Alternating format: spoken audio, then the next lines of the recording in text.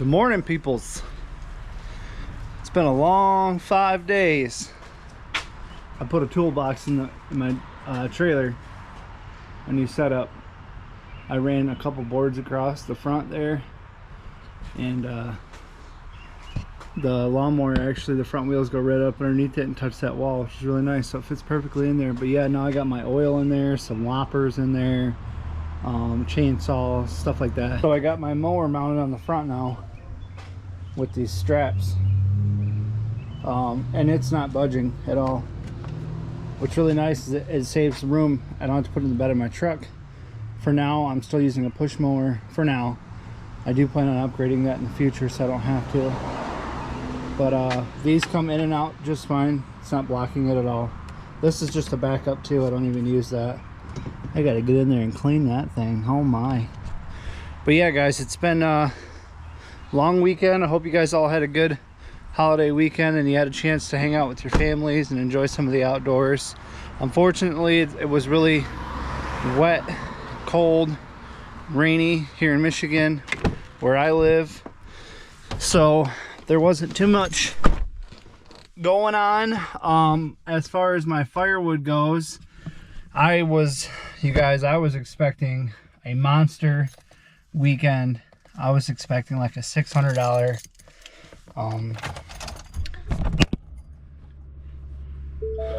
I was hoping to sell about $600. With that being said, I think I did about 300, maybe 4, but I haven't checked my 2 other stands since Saturday, and it's now Wednesday, so they could have sold out on Sunday and possibly Monday, but I doubt it because, like I said, the weather has been crap. And then my son, who is almost 2 years old, had another one of his big molars coming in the back, and he was in a ton of pain yesterday and the day before that, so I had to stay home from work. And I have a ton of properties that need to get done. I don't know, like 20, I think I counted, 22, something like that. But Monday was a holiday, so everybody knows that nobody, worked on Monday.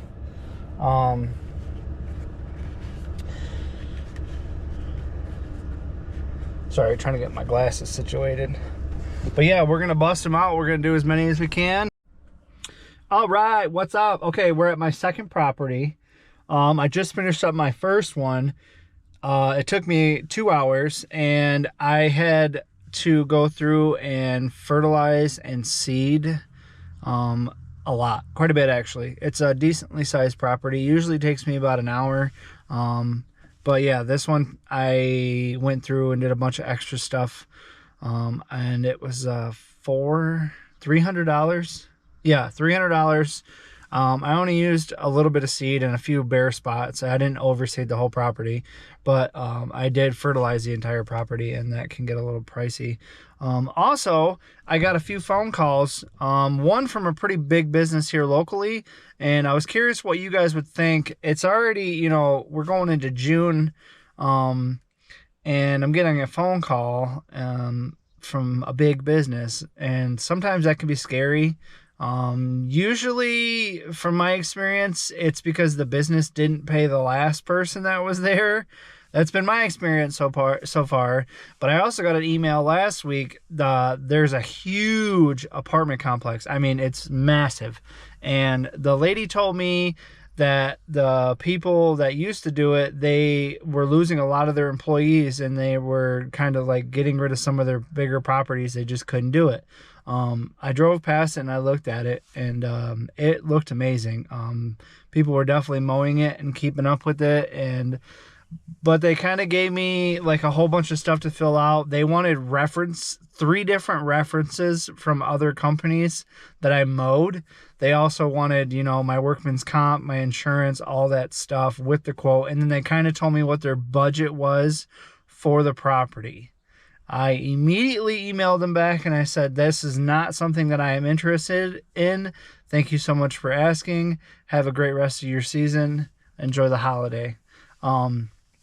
When people tell you what they're going to pay you, That's already a red flag for me. I looked at the numbers too, and they were quoting 1,000.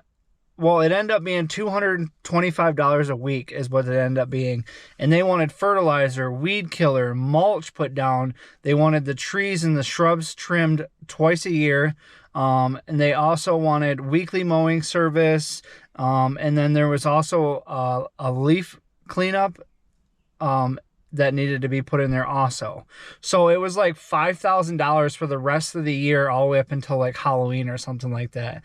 And I was like, are you kidding me? And then, of course, it said, this is our budget. We're hoping not to go over it, but if you do go over it a little bit, it's okay. We'd like to just see the numbers and see what everybody's coming in at and blah, blah, blah. And I'm like, that ain't for me.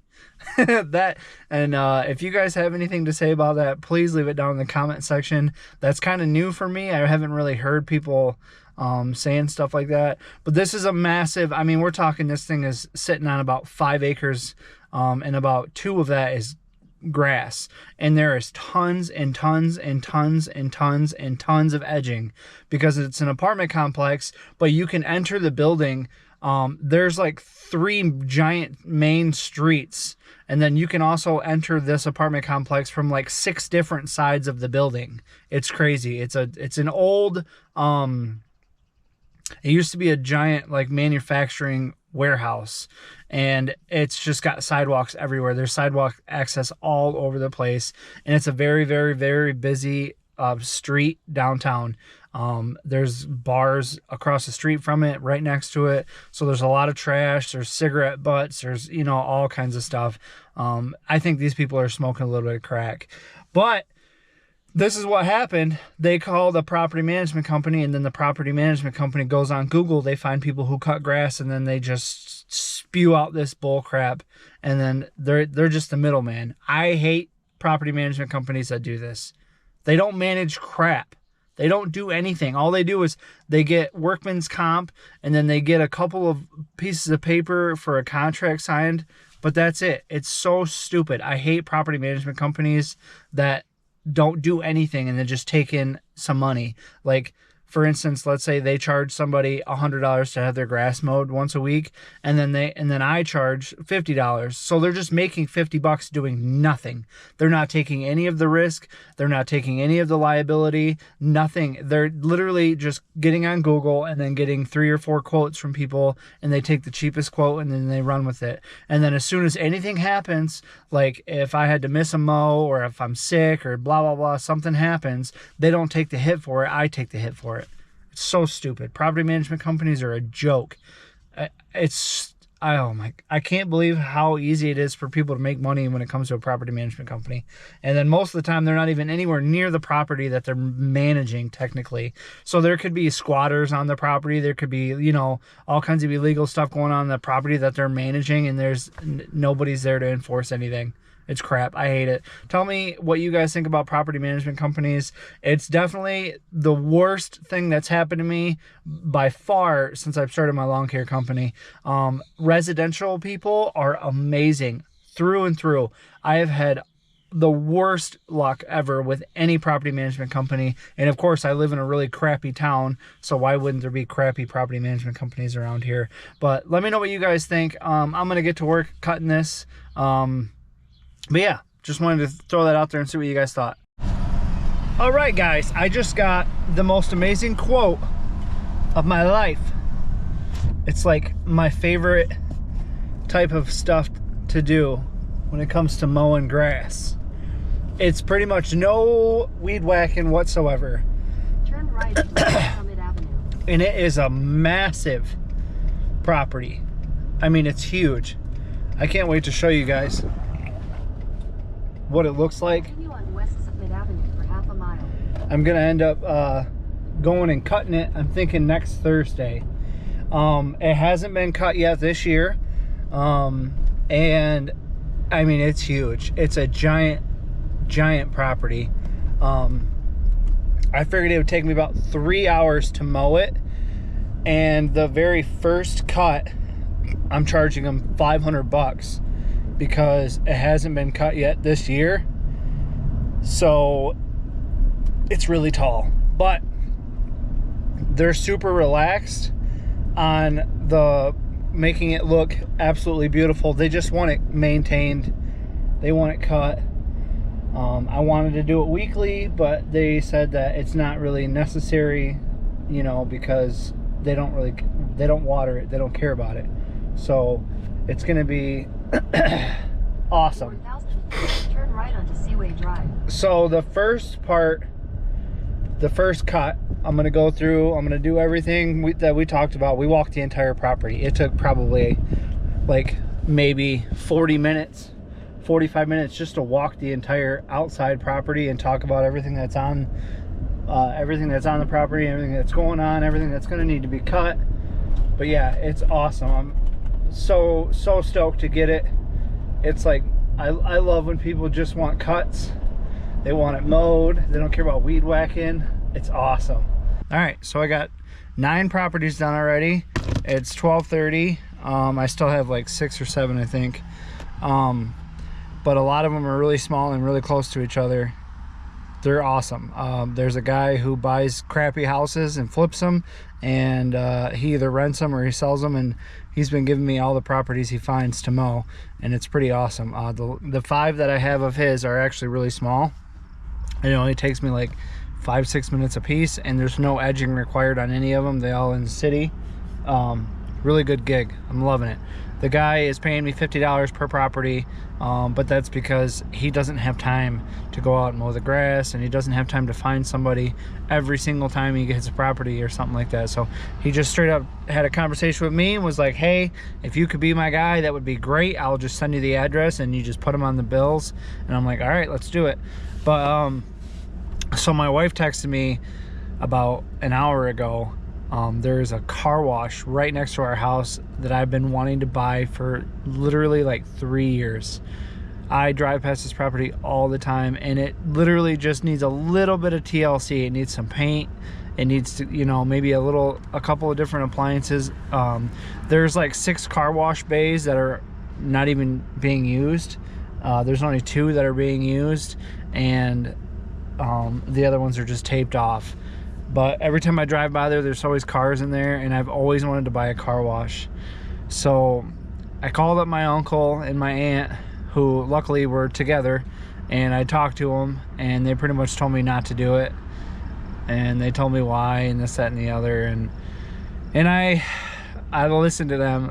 When it comes to business decisions, I always call them, and I always talk to them, and I figure out what's going on. And this is why. And I'll tell you why I call them. It has nothing to do with the fact that they're multimillionaires. It has everything to do with that they started at the same spot I started at, my wife and I. And they now own 5 massive companies. One of them is they train dogs. Another one is, if you go on Amazon and you look up dog food and you look up Fidelis, they own that dog food company, and it's huge. They also own a luxury car rental business where they rent out high-end cars like Lamborghinis and Rolls and McLarens and stuff like that. And then they have another one. I can't remember what it's called. I think it has something to do with the dog training business or something like that, or the dog storage or something. I don't remember. But I always call him and her, and I talk to them. It's hard to get them both together. Usually one's in like the Bahamas somewhere where one of the businesses is, and then another one's like in New York where another business is at. But they actually were in the same truck together, which was nice. So I got to talk to them. So I took advantage of it.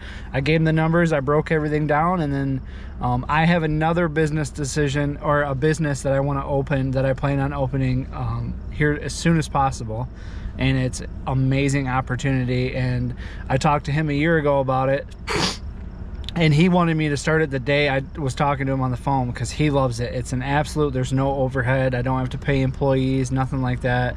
It pretty much is like the ultimate business to run, and it's just going to be a huge money maker with hardly any expense. But he wants me to start that yesterday.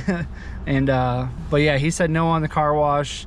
He said, Brian, when you get $300,000 in the bank and you can pay cash for it and put $50,000 worth of new equipment into it, then that's when you buy the car wash. But for now, keep growing the lawn care business and then start up that other one and let those ones make you some money and pay off your house and all your bills and this, that, and the other. But yeah, he's not opposed to a car wash. He's just saying that there's too much. He said that my wife and I have been growing very well and we've been doing so good, like there's no point in taking that big of a risk and end up losing it and then losing a bunch of other stuff there too. So it's awesome to be able to have somebody to go to like that. And yeah, just be really smart when you make decisions, people. Sometimes things just take time. If you're starting a lawn care business, don't go dumping thousands and thousands and thousands of dollars into it. Just start with what you can, start with what you have. The hardest part is getting the clients and keeping the clients. So don't be cheap either. But I'm gonna get back to mowing. I just wanted to share that little story with you guys, give you a little background of what I got going on. But yeah, they told me they love me and they love where my head's at and they love my entrepreneurship mind and they love that I'm always thinking about building more and doing more. And they both straight up told me, you will never work yourself out of debt. So like if you work a 9-to-5 job or if you work like one job or whatever, you'll never outwork debt. You won't. Like if you work at a restaurant or you work for tips or anything like that, you have to do more. You have to go get more. You have to invest more. You have to make more moves. Just because you paid off your house and you paid off your cars and you brought your monthly bills down a little bit, like that's not going to get you where you want to get to in life. You're still going to have to go to work. You're still going to have to buy gas. You're still going to have to get insurance and food. And if you have kids, you got to pay for your kids and sports and all that stuff. So like, don't get caught up in that rat race of working that crappy 9-to-5 job thinking that, oh, if I just keep working, because then all of a sudden, like they told me, that all of a sudden you're going to be 60 and you're finally going to retire and you're actually going to make less money than when you were working, because a retirement is just garbage. And then your bones are going to be crap and you're not going to be young and fit and happy anymore. So just be smart with your money and do the best that you can to reinvest and then invest in yourself. Don't be afraid to take the jump. Don't make stupid jumps. Do your due diligence and crunch some numbers and stuff, but there's opportunity out there, you guys. You have to find it. And I will prove it to you once I start up this business. I don't want to start it yet. I don't want to tell you guys what it is yet because I don't want somebody in my area to do it before me, or for anybody to do it at all near me. So I'll let you guys know what it is as soon as I get it rolling. It's gonna be soon, but that's gonna be it for today's video, you guys. Thank you so much for watching.